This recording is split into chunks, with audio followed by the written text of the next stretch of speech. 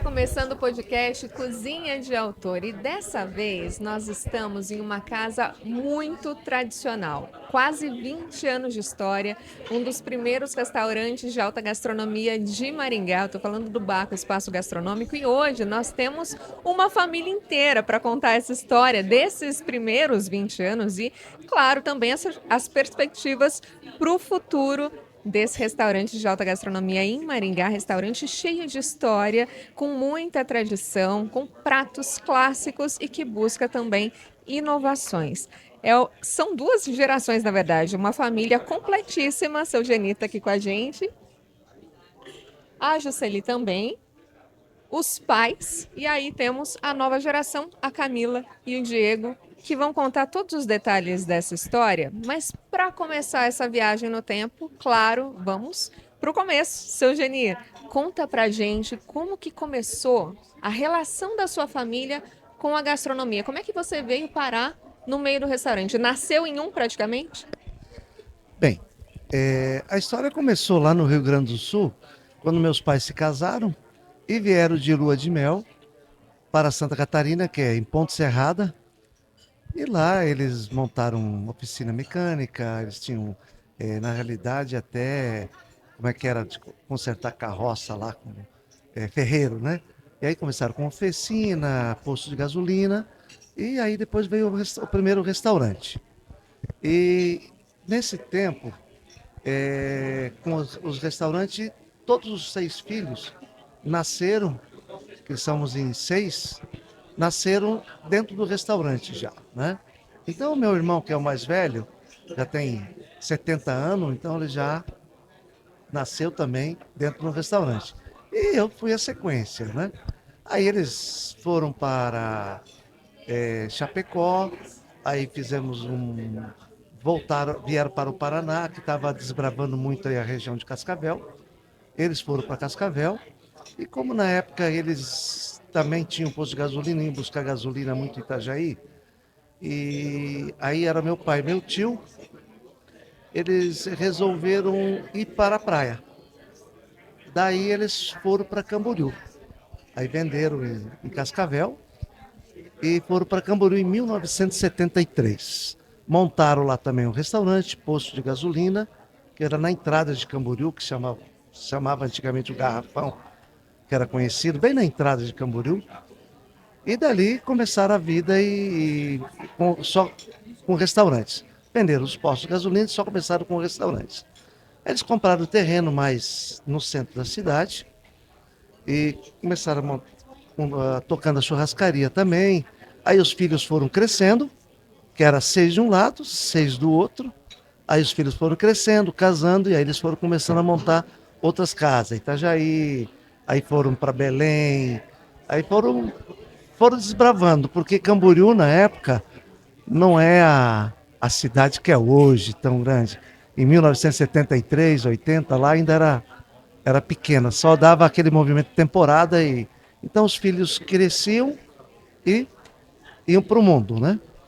E eu fui dos últimos a sair. Eu saí de lá em 1984, nós fomos para Curitiba, que aí meu pai vendeu a... Meu tio faleceu, meu pai vendeu a parte dele para meus primos, e eu fui para Curitiba com 20 anos de idade, fui emancipado para ter o meu primeiro restaurante. E também tinha outros irmãos que já tinham em Barra Velha, aí montamos em São Luís, meu irmão tinha em São Luís, meu primo Mas em para Belém. Curitiba, vou só te interromper um Ah, pouquinho. Você já foi acompanhado, né? Já tinha conhecido alguém por aí? não, nessa época não. Ainda Eu não? namorava, ainda tinha conhecido já. Ela trabalhava em banco, e a minha esposa, que é a Jusceli. E aí ficamos lá, daí eu montei um outro restaurante também em Araucária. Aí começamos a montar solo, outro restaurante em Araucária. Como nós já namorávamos desde os 15 anos de idade, Um detalhezinho é que esse namoro começou quando vocês se conheceram nunca dentro do restaurante? dentro do restaurante também. Dentro do restaurante, no casamento do irmão dela, dentro do restaurante.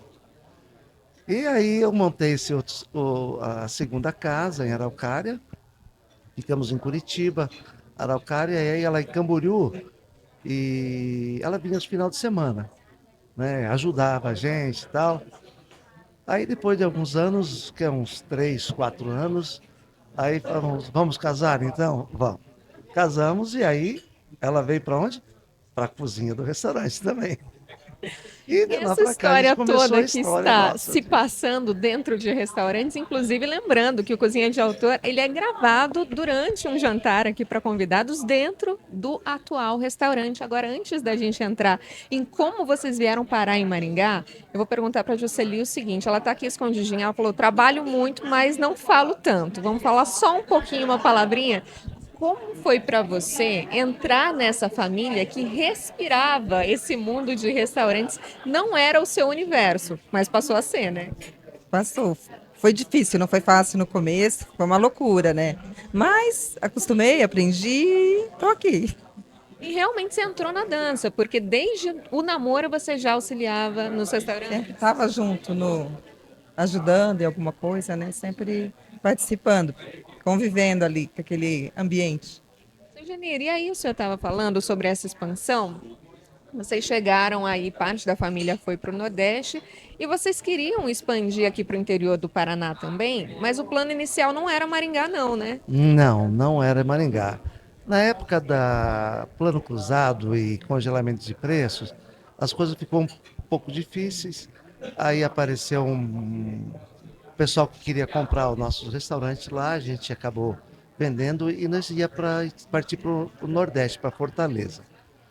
Mas com isso meu sogro também ficou doente e tal, e a gente não decidiu ficar por aqui por perto, né? E aí a- o plano inicial era para ser Foz do Iguaçu ou Londrina, que a gente ia ficar aqui no Paraná mesmo, né? E a gente foi a Foz do Iguaçu, ver um local lá, não deu certo, viemos para Londrina. E nessa vinda de Foz para Londrina, eu parei em Maringá para visitar um primo meu que morava aqui em Maringá. E eu e meu pai ficamos aqui uns dias para visitar ele e seguimos viagem para Londrina. Nesse meio tempo, Londrina também não deu certo. Só que aí o meu primo apresentou um local para gente e, enfim, aí deu certo a gente comprar essa área, que é onde é a churrascaria Pavan lá na saída para Campo Mourão.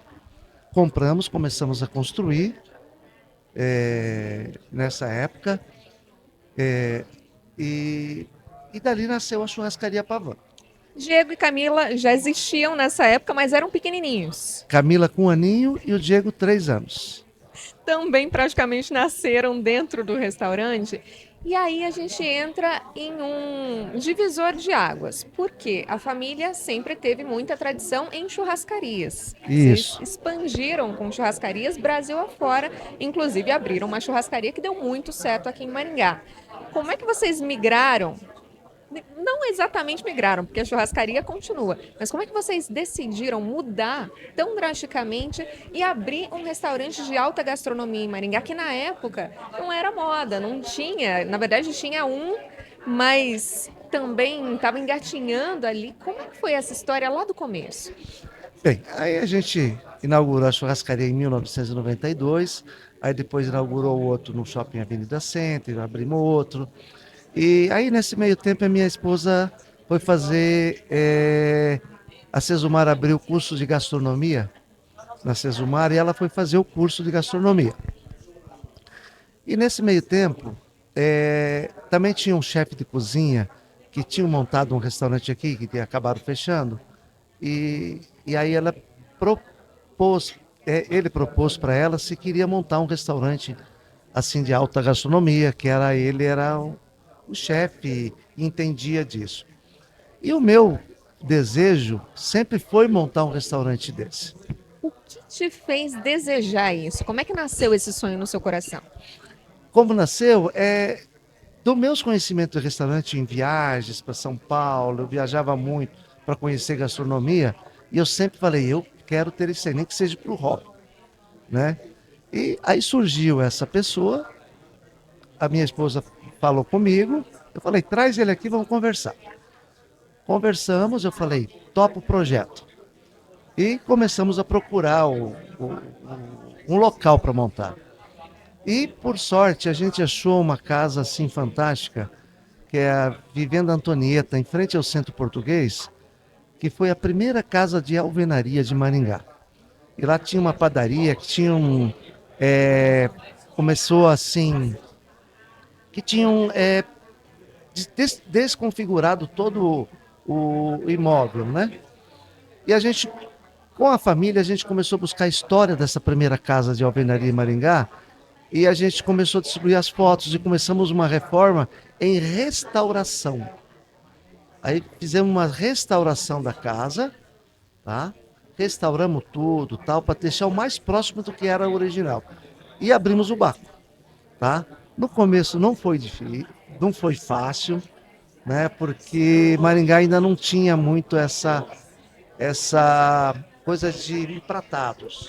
A gente está falando de uma mudança cultural mesmo, né? Porque como não havia outro restaurante em operação de alta gastronomia e não havia essa cultura do empratado, conquistar o público não deve ter sido realmente uma tarefa fácil, né? Como foi que você realmente conseguiu chegar a esse público e se manter? Bem, primeiro, quando a gente colocou, a primeira coisa é sentir o cliente. Como é o chefe de cozinha, pratos meio pequenos, tal, tava aquela dificuldade, o pessoal, não, só isso aqui é pequeno, a gente começou a fazer uma mudança e aumentar o tamanho dos pratos, para as pessoas saírem mais satisfeitas, né? E com isso foi indo, e a coisa foi engrenando, né? E de lá para cá, a dificuldade foi assim, entender, o público entender que como é que eu fugi um pouquinho aqui da coisa, mas era aumentar os pratos. Essa que foi a maior desafio, né? Porque não tinha muito movimento. Então, e aí? Aguentar. Foi, mas eu falei assim, não, eu vou aguentar isso aqui por hobby, eu vou aguentar até dar certo, né? E fui insistindo, e o movimento foi aos poucos, foi aumentando, e a gente foi implantando algumas sugestões, né, de pratos novos, e aí foi incorporando ao cardápio, e o público foi vindo de novo e deu certo. Deu muito certo. E a Camila estava me contando antes da gravação começar o seguinte: essa tradição que começou lá atrás dos pratos maiores, vocês mantêm até hoje, né, Camila? Mantém. Às vezes um pouco. A gente acha um pouco exagero, eu e o Diego, a gente já vem com uma cabeça um pouquinho diferente, né? Mas meu pai não abre mão mesmo de ser um prato farto para matar a Prato fome. bem servido. Hoje bem a gente servido. diminuiu um pouco, deu uma diminuidinha, mas esse é o. Quem vem ao Baco come muito bem, é isso, né? Come bem em termos de sabor, que é o principal, né? Que a gente busca também sempre manter, e quantidade também, né? E aí a gente entra em uma nova fase. Uma vez consolidada a casa, né? Vocês conseguiram ganhar o paladar do maringaense, conquistar essa nova cultura. Depois de vocês, várias novas casas abriram com essa mesma intenção. E aí tem uma mudança geracional, porque o público também foi mudando, uma nova geração veio aí, e essa nova geração tem ajudado a manter o Baco com relevância nesse cenário. Camila, você que cuida do marketing, queria que você me contasse um pouquinho o seguinte: quando foi que você começou a se envolver nos negócios da família, né? Realmente está mais presente nesse mundo da gastronomia, e quais foram os desafios que você enfrentou e está enfrentando ainda para manter tudo isso atual, relevante, trazer novos clientes e não só aqueles que foram conquistados 19 anos atrás? Assim, a gente teve um pouco de sorte também, que esse estilo de gastronomia, ela acabou explodindo, né? Não só no mundo inteiro, né? As pessoas antes, igual a gente tinha churrascaria. Então, o que a gente notou? Que as pessoas antes buscavam quantidade, né? Eu quero rodízio, quero comer bem, comer bastante. E com o passar de algum tempo, as pessoas buscam experiência, né? A experiência do local, esse estilo de comer fora, né? Esse estilo de restaurante explodiu. Então, isso ajudou o Baco a também, né? a se manter, né? E aí, bom, renovar eu e o Diego é igual meio que o caminho que meu pai e minha mãe fez. A gente viaja, às vezes busca fora algumas tendências, tenta trazer para cá, né? E a gente observou também que o outro ambiente do Baco era um pouco formal demais. Então a gente tinha amigos que queriam frequentar o Baco, às vezes com a namorada ou uma menina que estava saindo ali, mas achava o Baco meio engessado demais, sabe? Meio formal. Aí a gente pensou para esse novo aqui um ambiente um pouco mais descontraído, que é a proposta aqui do bar. Mas a mesma essência do Baco, que é o piano, que é aquele ambiente mais formal, não, né, manter ele. Daí a gente manteve, então, no restaurante aqui atrás, para esses clientes mais velhos, mais conservadores, que gostam desse ambiente. Então, assim, daí eu e o Diego, a gente foi dando um pouco de pitaco da nossa galera mesmo, que dava esse feedback, né, do outro Baco, que gostavam da comida, mas que iam com os pais, por exemplo. Porque sozinho, ou com uma namorada, ou num grupo de amigos, assim, se sentiam meio... algo muito formal, né? E a gente foi desconstruindo um pouco isso, sabe? Porque a gente vê muito também esse comportamento, né? De restaurantes de alta gastronomia, hoje não são tão mais, assim... São restaurantes mais informais, às vezes, que você come, às vezes até um prato, né? Eu vejo muito em São Paulo, às vezes, restaurantes premiados com ambientes totalmente informais. Então, isso foi desconstruindo e a gente quis trazer isso para o Baco, desconstruir isso um pouco também, sabe? Então, hoje a gente consegue um público mais jovem. Eu acho que com esse olhar, assim... Diego, eu queria que você falasse um pouquinho sobre a mudança de casa, né, para esse novo endereço, sair do clássico restaurado, primeiro imóvel de alvenaria de Maringá, para essa nova proposta que tem diferentes ambientes para atender a diferentes públicos. Nós estamos, por exemplo, em um espaço mais reservado, aqui no subsolo, né, escondidinhos, em um ambiente bem intimista, mas tem vários ambientes diferentes dentro do mesmo restaurante, né? Sim, sim. Essa mudança para cá coincidiu bastante, até mesmo na nossa entrada de trabalho junto com os nossos pais, né? Então, ao mesmo tempo que a gente precisa dessa experiência deles, eles não conseguiam, eles não sabiam entender sozinhos o que estava vindo. O que vinha, o que era a internet, o que era você divulgar diferente, você trazer pessoas diferentes e as pessoas começarem a comparar tudo isso, né? Então, tudo que a gente mudou para cá, já com o nosso pitaco, já mudando um pouquinho a cara, deixando o restaurante mais democrático, né?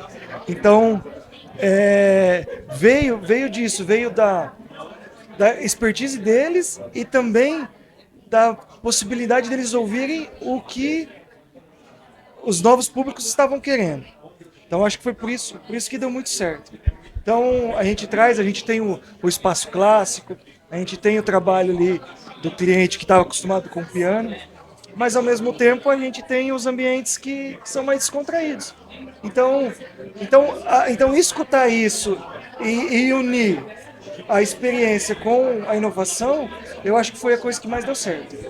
E nisso, o cardápio também acompanhou. Seu Geni estava me falando, tem pratos que estavam no cardápio de 19 anos atrás e que se mantém até hoje. E que tem cliente que vem em busca deles durante esses 19 anos. Por exemplo... Bem, por exemplo, tem alguns clássicos aí que vou citar um bacalhau alentejano.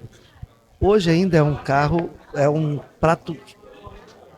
É o cargo-chefe da casa, aí tem o camarão grana padano, que foi criado pelo chefe lá atrás, o petit gâteau, que é um clássico já o petit gâteau, mas o nosso não vai farinha, então foi criado por ele, desenvolveu isso aí, o nosso carpaccio, que é totalmente diferente. Inclusive, que é o carpaccio veneziano e o petit verdadeiro. gâteau, eles estão no cardápio hoje. Exatamente. Que o carpaccio ele trouxe lá de Veneza, que ele coisou na Itália, e lá o carpaccio veneziano é dessa forma que a gente serve aqui. Então, aonde surgiu. E depois surgiu um monte de versões, né?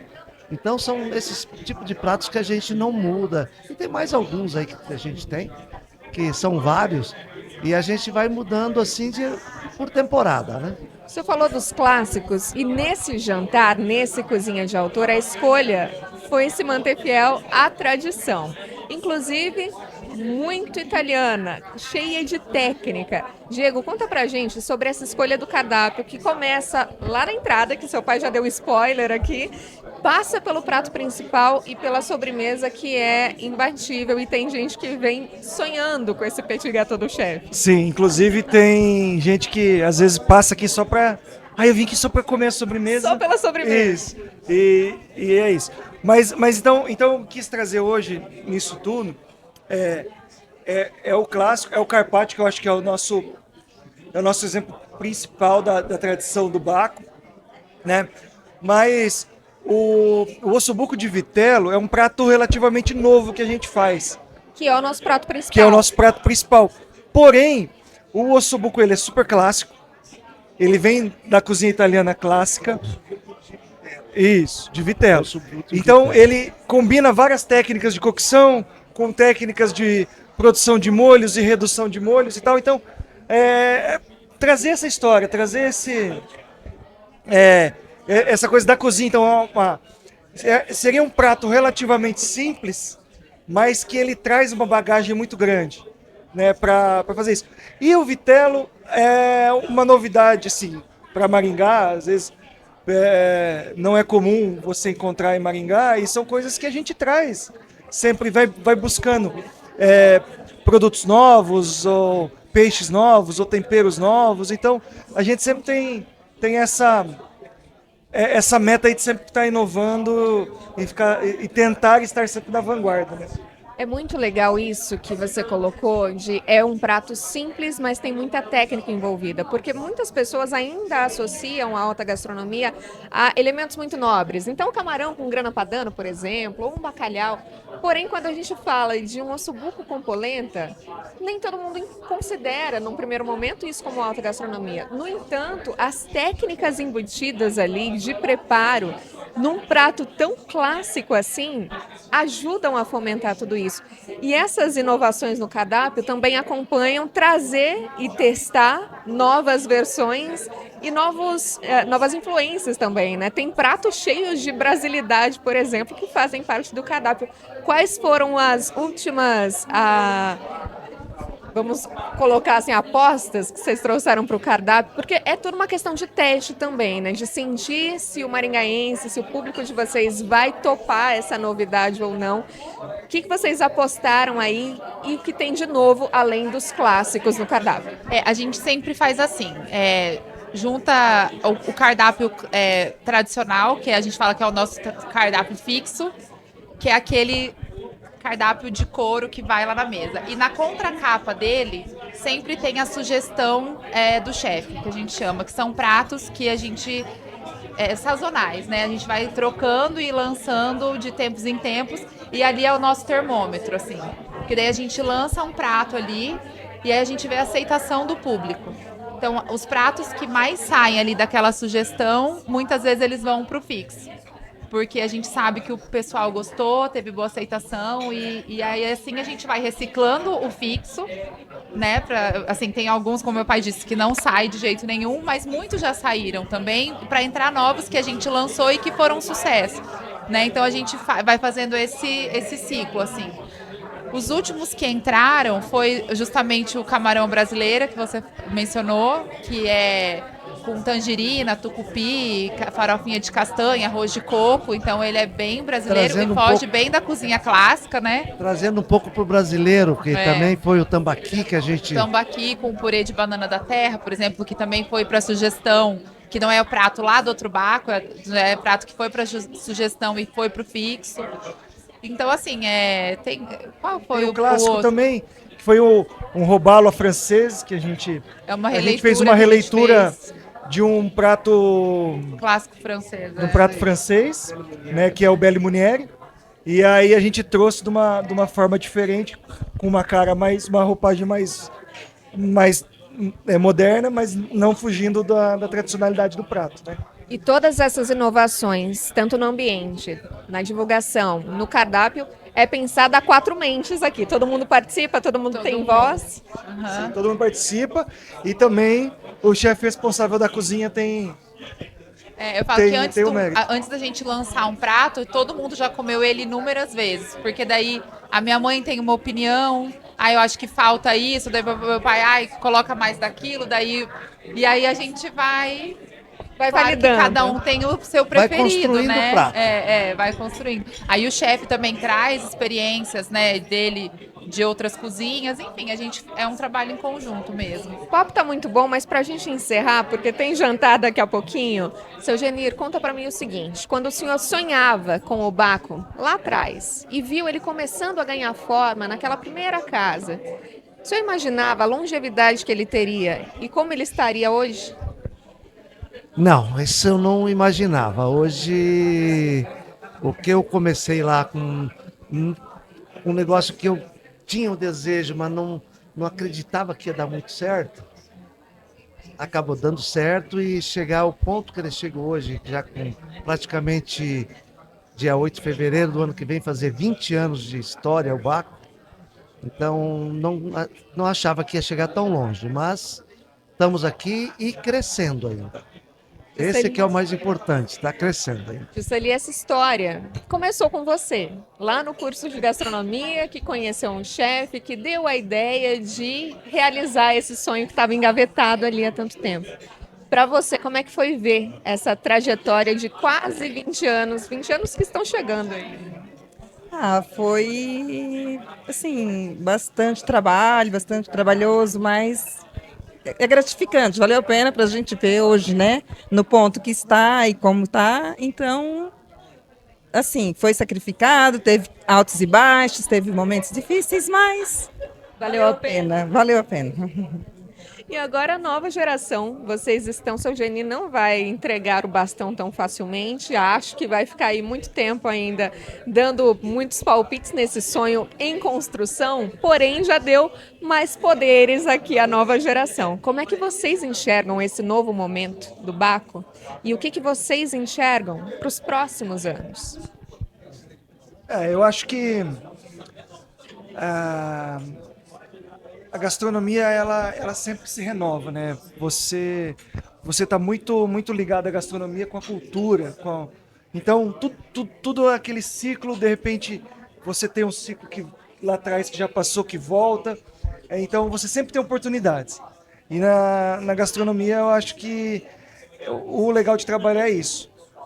A hora que o ciclo está terminando, você tem que estar pensando já no próximo. Ver qual que é o próximo momento, qual que é a próxima moda, qual que é o próximo estilo de consumo. Então assim, eu acho que a gente fazendo um trabalho sempre pé no chão, a gente vai estar bastante tempo aí trabalhando ainda. Sempre com, como é que se diz, de olho nas tendências. É o que eu sempre falo para ele, tem que estar de olho nas tendências, porque a moda volta. Tá? Hoje está numa moda, ela volta lá atrás. Volta reformulada, né? Volta reformulada. Isso eu já passei na minha trajetória, a gente já passou por vários momentos. Então, sempre reinventando novamente. Eu ia falar isso, acho que uma palavra que meu pai sempre fala é, tipo, se não pode ficar parado. Assim, porque a churrascaria, por exemplo, passou por reforma, passou por uma reformulação de cardápio, de estilo, de ambiente. E o Baco a gente sabe que daqui a alguns anos vai precisar passar por uma nova reforma para se manter atual. E é esse movimento que a gente vai ter que estar sempre fazendo, né? Vida longa ao Baco, né? Que venham mais 20 anos com mais reformulações, com mais novidades, mantendo os clássicos, mas também olhando para o futuro. É isso? É isso aí. Família Pavan, obrigada pela participação de vocês, por terem aberto a casa de vocês aqui, o Baco, para nós, aqui do Cozinha de Autor. Daqui a pouquinho a gente vai curtir o nosso jantar. Se você ficou com água na boca assistindo pelo YouTube ou ouvindo aqui na CBN, presta atenção nas redes sociais, tanto da CBN quanto do portal GMC Online, porque você pode estar no próximo Cozinha de Autor entre os nossos convidados. Essa edição do Cozinha de Autor teve a produção, os trabalhos técnicos de Samuel Amaro e também teve patrocínio de SVN Investimentos, Mercedes Givesa e da Casa São Paulo. Essa edição fica por aqui e eu espero vocês na próxima.